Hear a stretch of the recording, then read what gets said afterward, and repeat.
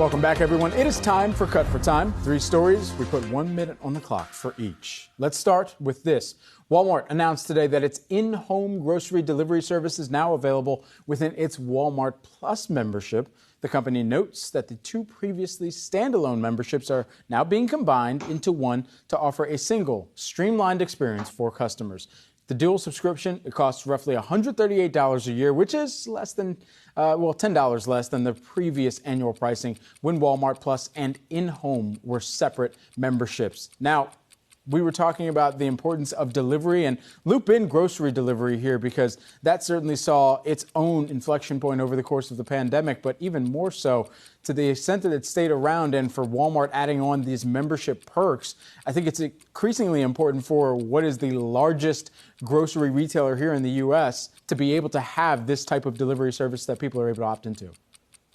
Well, Brad, I'm not emotionally convinced yet on this in-home grocery delivery by Walmart. It's been out there for a while. I still find it strange. I'm going to let somebody in my house when I'm not at home, per se, and they're going to drop my giant pieces of $10 Walmart steak right into my fridge. That's number one. Number two, I would encourage new Walmart CFO John Rainey. He just joined the company from PayPal. Real good dude. Start disclosing how many subscribers Walmart Plus has. It's a key initiative at the company. It's supposed to be driving a good amount of revenue. We do not know how many members this thing has. We need to know. We need the numbers. All right. And as for me, I'm looking at also the new Disney drink aboard the Wish cruise, the new Star Wars drink that costs $5,000. Yes, it is a $5,000 drink on the new Disney Wish Star Wars theme. A couple things you get here, Brad. Some cognac, some yuzu and kumquat, which I believe is fruit. I'll Google search myself later on this. Some Grand Marnier, that's good. And 3 shots, one of one Pappy Van Winkle 23-year reserve bourbon. You get a little, some gin and another liquor that I've never heard of because I don't shop for this much, this type of expensive alcohol. But $5,000. Wow, that is just a ridiculous drink. Ridiculous price. I understand it's experience you're on there, but what? It costs probably over $5,000 just to even take the cruise. Absurd. This is just a way of bumping up the average ticket prices on board some of these ships because all of them talk about how much more people are spending when they are on board these cruise experiences. But yeah, a $5,000 drink just in time for a potential recession. I imagine that there are going to be a lot of travelers, voyagers that are not exactly happy about their price tag. They should have used Weller's instead. Weller is basically poor man's Pappy Van Winkle, but it's still very, very good. Yeah. All right, guys.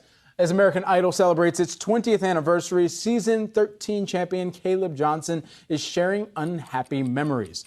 In an interview with Insider, Johnson criticized his debut single, As Long As You Love Me, that is the title of it, calling it a, quote, cheesy piece of crap.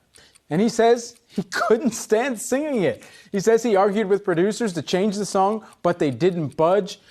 As a musician, I've worked with some artists in the past, and it's funny to hear about how many artists actually don't like the song that is written for them sometimes or that they co-produce, that the producers just want them to continue to move forward with regardless of it. And so this is, unfortunately, another case of that. Brad, have you heard this song? I just listened to it before. I would have to agree. It's a really bad song. It's not at the remote. It's not even at least enjoyable. The first minute was bad. The second minute was bad. The third minute was bad. It was all bad. Didn't like it at all. I agree with this artist. Good for him for calling himself out. Hopefully it was only 3 minutes long because, my goodness, if it went on much longer than that, given this review, scathing as it is from Caleb and yourself, then it can't be that good for anybody else to listen to. Certainly not a song of the summer.